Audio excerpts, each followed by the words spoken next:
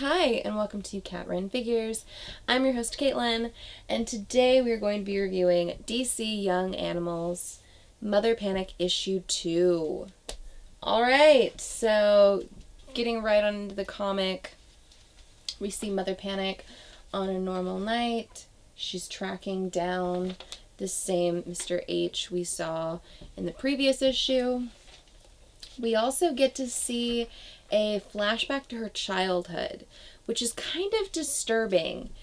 It basically reads like her father might be bartering her with a child molester. Just give me 1 second to read this to you. 1 hour with her. That's all. Hardly anything in the scheme of things.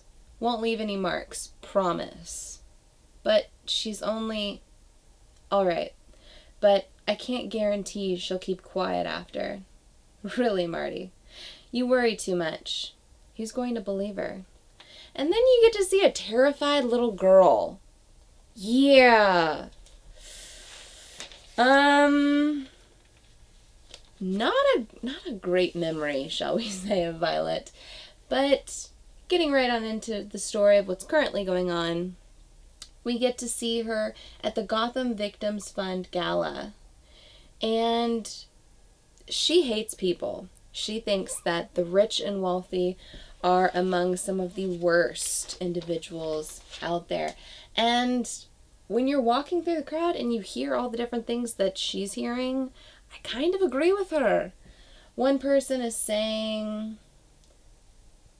police are looking for those missing homeless children, a waste of resources if you ask me. Another one is saying that their parents probably traded them for a bottle of booze. Brother-in-law was killed in a bombing. Never much liked him. Yeah. Kind of shitty, Gotham people. But so we find out that she's actually tracking down the same individual from the first comic. And we find out what his schedule looks like for the following day, which that was her whole plan all along. And then some guy bumps into her. And his response is, "Aren't you?" And she says that she's got a lot of time to kill before the morning. She might as well make do with what's available. So she decides to take this guy home with her. Or in this case, go home with him. Well, going back on into what's going on at her home currently, the same bodyguard that she took prisoner and questioned for several hours has managed to get loose. And he's found his way in her mother's little Alice in Wonderland garden, which, by the way, I mean, every time they show that on panel, I just think that's beautiful. Even though her mother is kind of, cuckoo for Cocoa Puffs. And they have a lovely conversation over tea and sandwiches. And they discuss everything from her daughter to the man's issues and everything that he's done wrong in his life and the fact that there are some bad people out there for him. Well, we also get to see Violet's night, which, as you can tell right there, that was a one-night stand that clearly she couldn't give a single fuck about, to be honest. And, yeah, she says Hemsley didn't mention a time, but doubt he'll be up before dawn. Here's hoping his last night was a shitty one. As bad as at least. And then you get to see her with a guy, and he's trying to talk to her afterwards. And he says, "Wow, I don't care," is her response. So, yeah. Not really a cuddler, anyway. But the following morning, Mr. Charming is asleep in his bed. And she's decided to take his razor and leave him a little goodbye note, shall we say. So she walks off after flipping him off and leaving a little love you message above his headboard. Yeah. So he doesn't call her later, I gotta tell you, it's kind of fucked up, but you gotta kind of admire how much of a heartless bitch she is in this.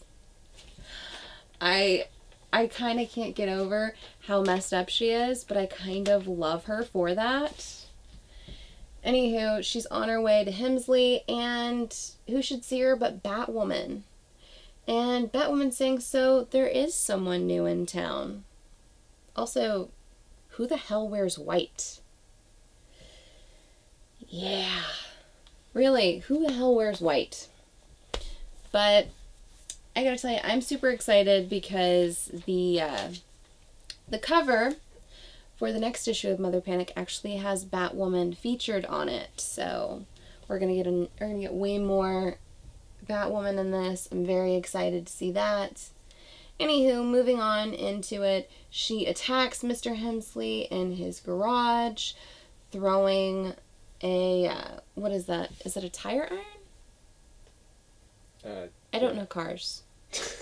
I don't know cars. Sorry. That's Mark's job. But she's questioning him about all the missing children, and he says that he's going to give her the information. Well, she attacks him. She crushes him in his car and is about ready to light him on fire. And it's kind of fucked up because when she's thinking about killing him, she's remembering the first kill her father had her do when they were hunting. And she's looking at a buck.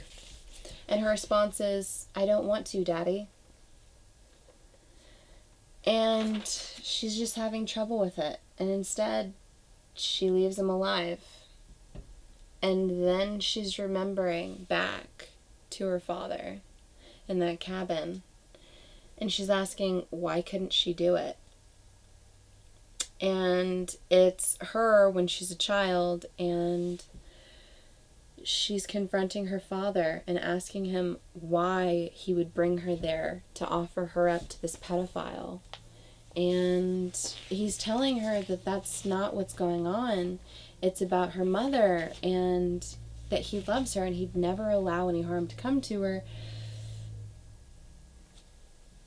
And then the gun goes off, and all we see is blam.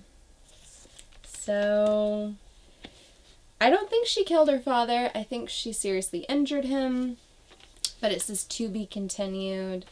We also get a little bit of a weird backup story, which a lot of the backup stories for this comic have been really weird. It really, as far as I can tell, it has no real standing in the Mother Panic storyline. It's just something to add on to it. But yeah, as far as Mother Panic issue 3 goes, I felt like it was pretty good. It's more of an establishment of her character. It answers more, why does she hate the world so much? Why does she have as many issues as she does? But I'm really appreciating this character and this gritty, I just hate everyone, fuck the world mentality she's going through. I really love her. I love the fact that every panel you see Mother Panic in, with how stark white her costume is, she literally looks like she kind of doesn't belong, like she was just thrown in there. And that was really jarring for me the first issue. That was one of the things I didn't like. But now as it's going on, I'm actually starting to enjoy that about this book. But yeah, overall I thought it was a pretty decent issue. I'm still really enjoying Mother Panic, and I hope you are too. So give me a like if you like this video, comment below and tell me whether or not you're enjoying Mother Panic. Did you love the Batwoman cameo like I did? Subscribe to my channel for more comic book content, or check out any of my older videos I have up for offer here on Catwoman Figures. And until next time, I'm your host, Caitlin. Bye.